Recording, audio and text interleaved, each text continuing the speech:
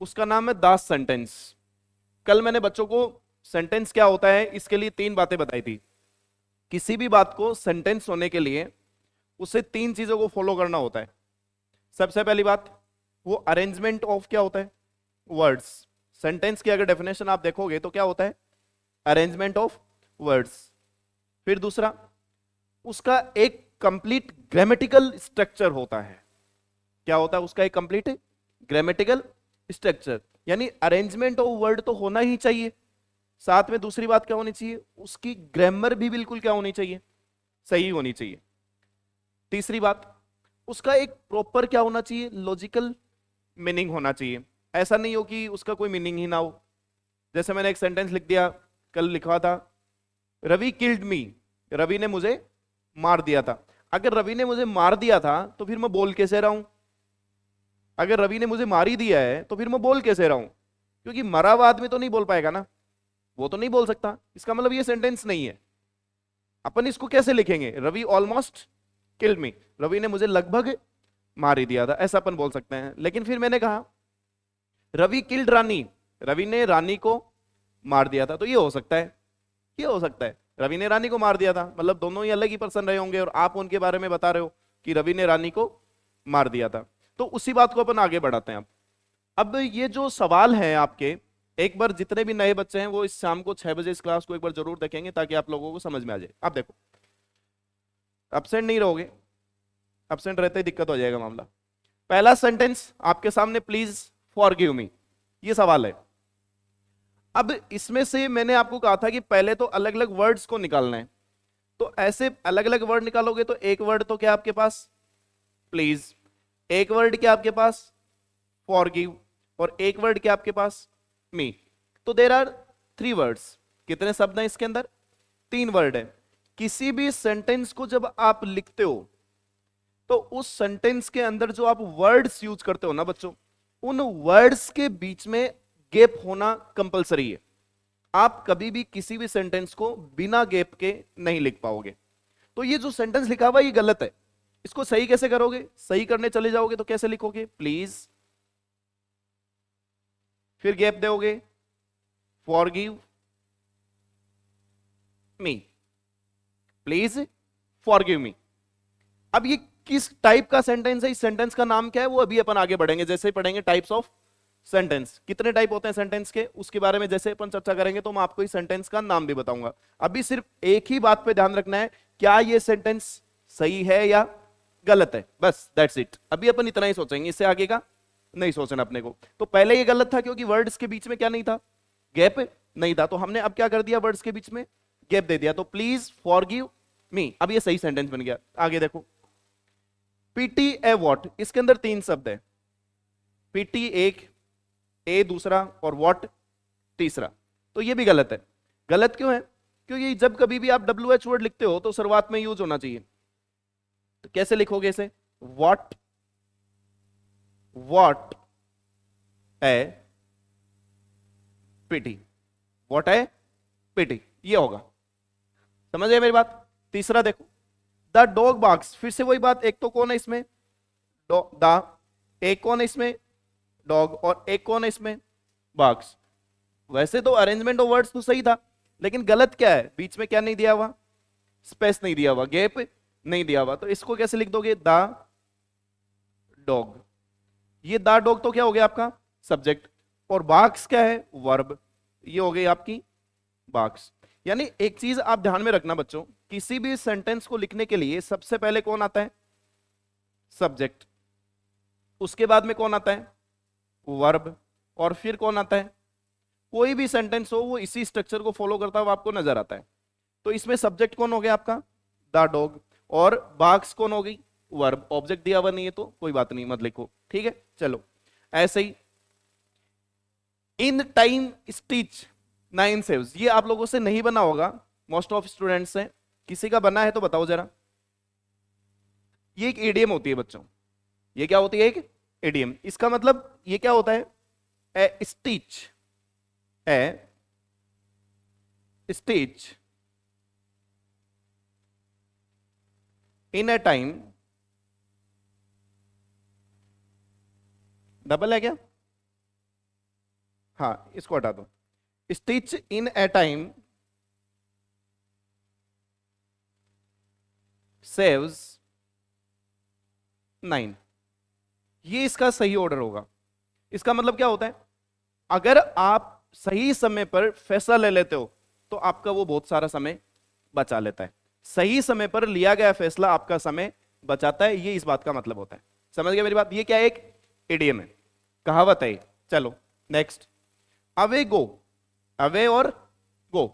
तो जब कभी भी आपको वर्ब की फर्स्ट फॉर्म दिखाई देती है शुरुआत में, तो आप उसे कहां लिखो, शुरुआत में लिख दो गो अवे। ये एक इंपेरेटिव सेंटेंस है, जाओ यहां से, दूर चले जाओ यहां से, गो अवे। तो ये 5 सेंटेंस थे। प्लीज फॉरगिव मी, ये गलत हुआ किसकी वजह से, गैप नहीं था। ये गलत हुआ किसकी वजह से, व्हाट ए पिटी, ये मतलब होता है इसका कॉन्टेक्स्ट।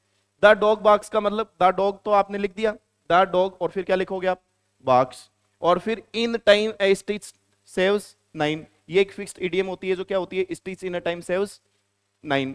और नीचे वाला अवे गो, तो अवे गो का सही सेगमेंट क्या होगा, गो अवे। चलो नेक्स्ट, टू ह्यूमन ई एर इज, गलती मनुष्य का स्वभाव है, गलती मनुष्य का स्वभाव है, तो कैसे लिखोगे,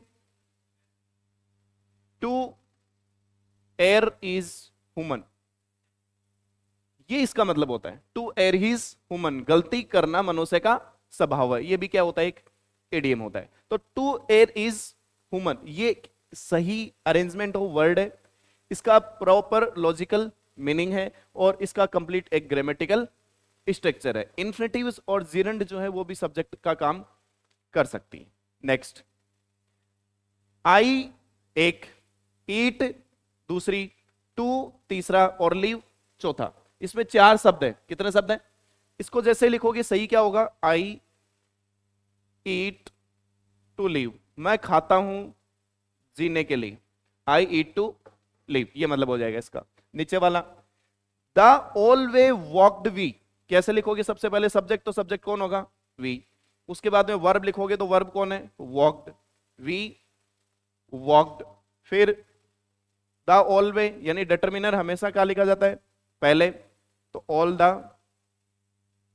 वे, we walked all the way. The bird, sorry, the bride looked beautiful, कैसे लिखोगे, सही है तो, द ब्राइड सब्जेक्ट हो गया, लुक्ड क्या हो गई, वर्ब, और ब्यूटीफुल उसका क्या हो गया, कॉम्प्लीमेंट।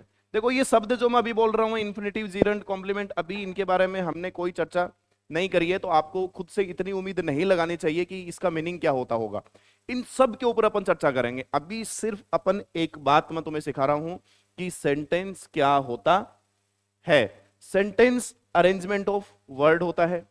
सिर्फ अरेंजमेंट ऑफ वर्ड हो जाने मात्र से सेंटेंस को अपन सेंटेंस नहीं कह सकते। उस अरेंजमेंट ऑफ वर्ड का ग्रामर सही होना चाहिए, और उस अरेंजमेंट ऑफ वर्ड का प्रॉपर लॉजिकल मीनिंग होना चाहिए, यानी उसका मतलब होना चाहिए कुछ ना कुछ। बिना मतलब के वो बात नहीं हो सकती। अगर वो बात बिना मतलब की, इसका मतलब वो सेंटेंस सही नहीं है, वो गलत है। मैं आपके दिमाग में ये बात बैठाना चाह रहा हूं, ठीक है ना। चलो, प्लीज बी क्वाइट, या तो ऐसे लिखो इसको, प्लीज बी क्वाइट, या एक तरीका हो रहा है इसको लिखने का, ऐसे भी लिख सकते हो, बी क्वाइट प्लीज, ऐसे भी लिख सकते हो आप, ठीक है ना। इसको आप 2 तरीके से ठीक है कर सकते हो। हाँ हाँ, दा, हाँ, नहीं, देखो, जब तक अपन सब्जेक्ट वर्ब ऑब्जेक्ट को सीक्वेंस में लिख सकते हैं, तब तक अपने को उसी सीक्वेंस में लिखना चाहिए। यानी if we have option the proper sequence of any grammatical structure of any words, then we will use the proper sequence of grammar। अगर अपन वैसा नहीं कर सकते, मान लो अपने पास ऑप्शन ही नहीं है, तब फिर अपन चेंजमेंट करते हैं। तो हमारे पास इसको लिखने का तो है ही सीक्वेंस, भाई सब्जेक्ट वर्ब और ऑब्जेक्ट। तो जब तक सीक्वेंस में लिखा जा सकता है उसे किस में लिखिए, सीक्वेंस में। मतलब जब तक तेरे से सीधा चला जा रहा है, तुझे कैसा चलना चाहिए, सीधा ही चलना चाहिए। अब मान ले सीधा कौन चाल रहे हो, जना तन उजड़ चालना चाहिए, भरूठाम चालना चाहिए। सीधो भरूठाम क्यों जाऊंगा आप, पहले तो सीधो सीधो चलेंगे आप, ये वाली बात। चलो नेक्स्ट, अब इसमें वही है, आई एक शब्द है, have a pen, pencil and a ruler, and a ruler. तो अब इसमें स्पेस नहीं दिया गया, बाकी सही है सेंटेंस ये। स्पेस नहीं दिया गया तो स्पेस दे दो। I have a pen, pencil and a ruler, ये हो जाएगा। समझ गए मेरी बात को? तो ऐसे लिखना आपको, name what you is, what is your name. अब ये सही हो गया, what is your name. Sahil hard ball kicked the, Sahil kicked the ball hard. चलिए, brinjal like you do, very good. Do you like brinjal, ये इंटरोगेटिव है। Mary is, मेरी एक शब्द है, इज दूसरा शब्द है, ए तीसरा शब्द है, क्लेवर चौथा है और गर्ल पांचवा है। कैसे लिखोगे? Mary, Mary is a clever girl, ये हो जाएगा। तो बच्चों हमारा पहला पॉइंट कंप्लीट होता है। पहला पॉइंट क्या था? व्हाट इज सेंटेंस, जो हमने कल शुरुआत करी थी उसके ऊपर बेस्ट हमने कुछ एग्जांपल्स के क्लास में लिए थे, और फिर मैंने ये 15 सवाल की एक्सरसाइज आपको घर के लिए करने दी थी। इतनी बात में कोई समस्या है तो बताइए, कोई दिक्कत नहीं है। अब जिसने कर लिया वो भी ठीक है, जिसने नहीं किया वो अपना लिख लेगा। अभी लिख लीजिए बच्चों, आप भी 2 पेज छोड़ देंगे। कल की क्लास का 2 पेज का ही कंटेंट करवाया था, वो तो आप किसी की नोटबुक लेकर के या शाम को यूट्यूब वाली क्लास से लिख लोगे, बाकी आगे से लिखना शुरू कर दीजिए।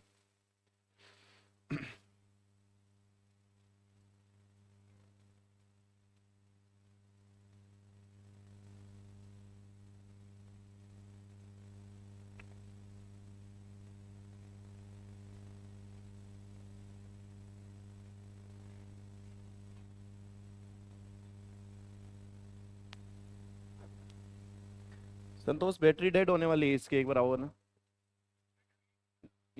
हाँ उसकी लैपटॉप।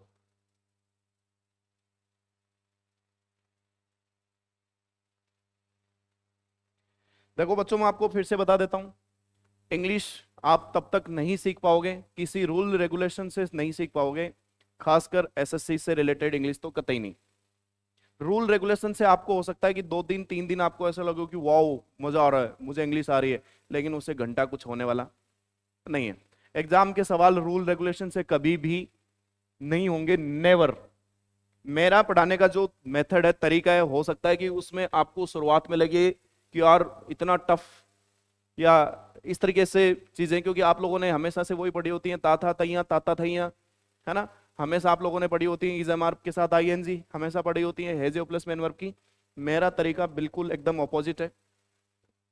मैं खुद भी अपोजिट सा ही आदमी हूँ, देख करके भी लगता होगा, है ना। सुबह सुबह नीचा देखा होगा तो पता नहीं कि था कि यही आएगा क्या क्लास में, है ना।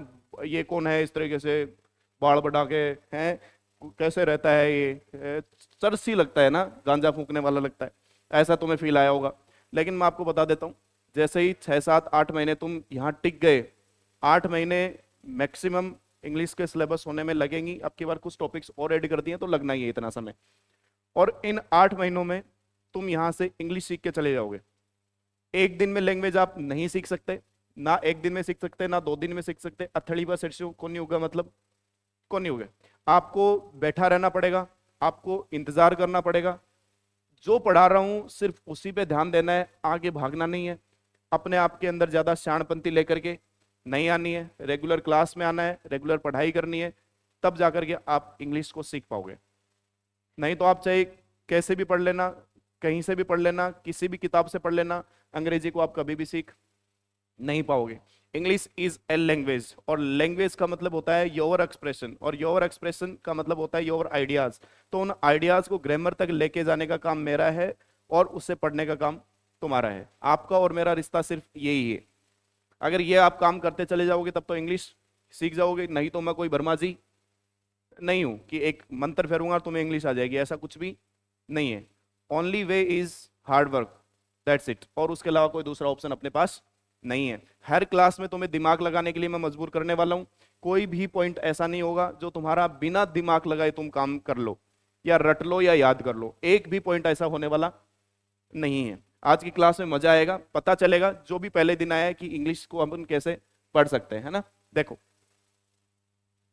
लिख लो इसी फटाफट, पीछे के क्वेश्चंस तो आपके लिखे हुए हैं, आंसर्स लिख लीजिए।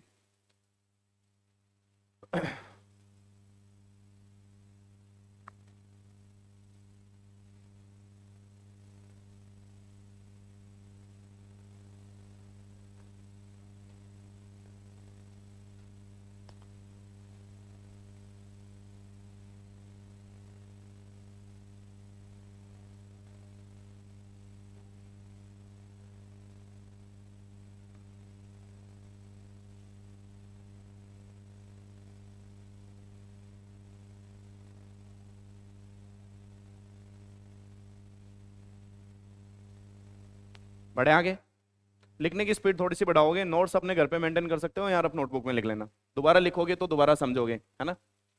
नेक्स्ट,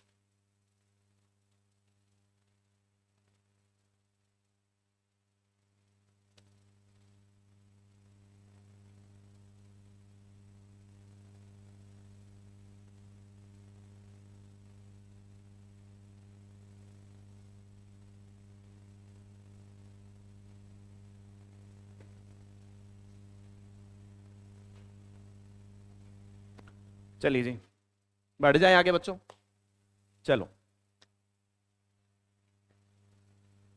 अब नेक्स्ट पॉइंट, आगे बढ़ते हैं अपन।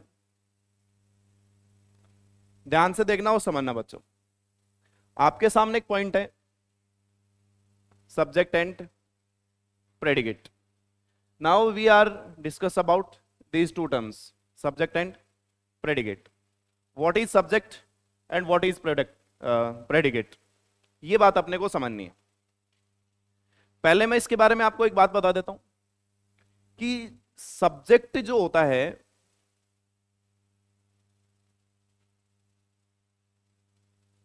वो क्या होता है, व्हाट और whom we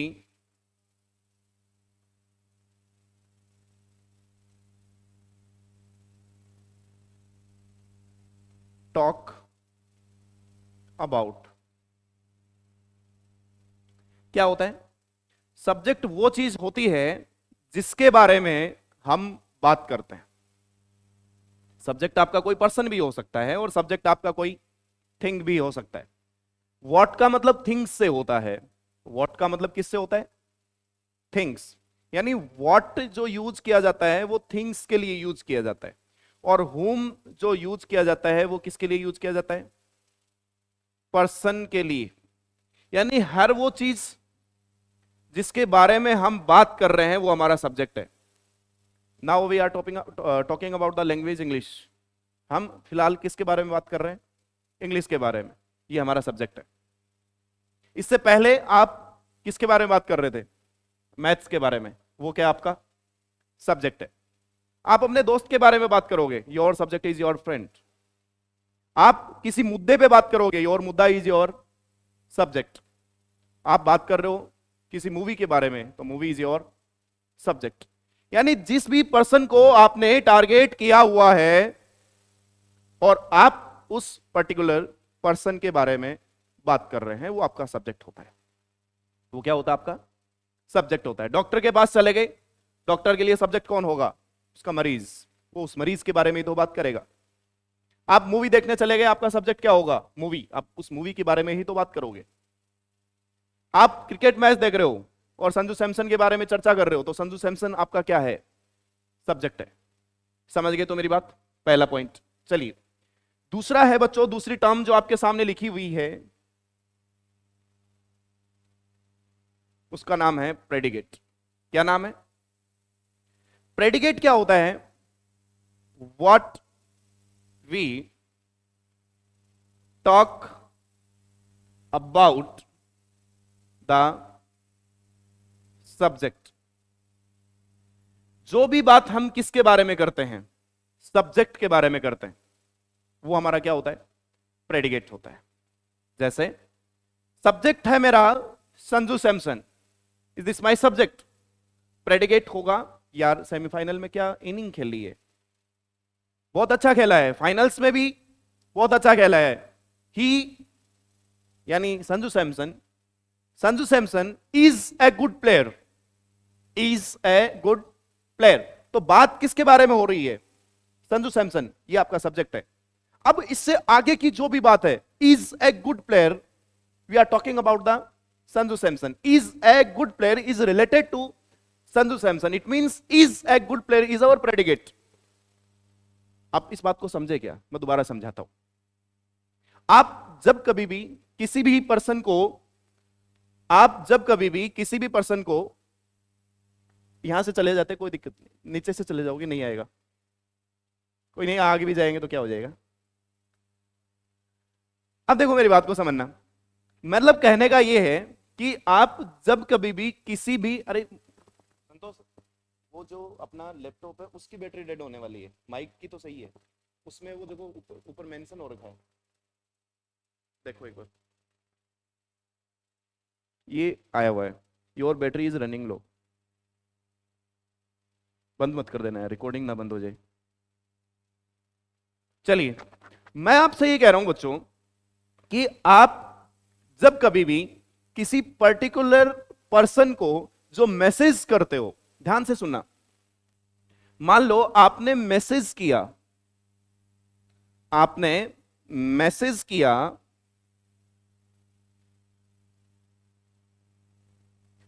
एक लड़के को जिसका नाम है चिंटू।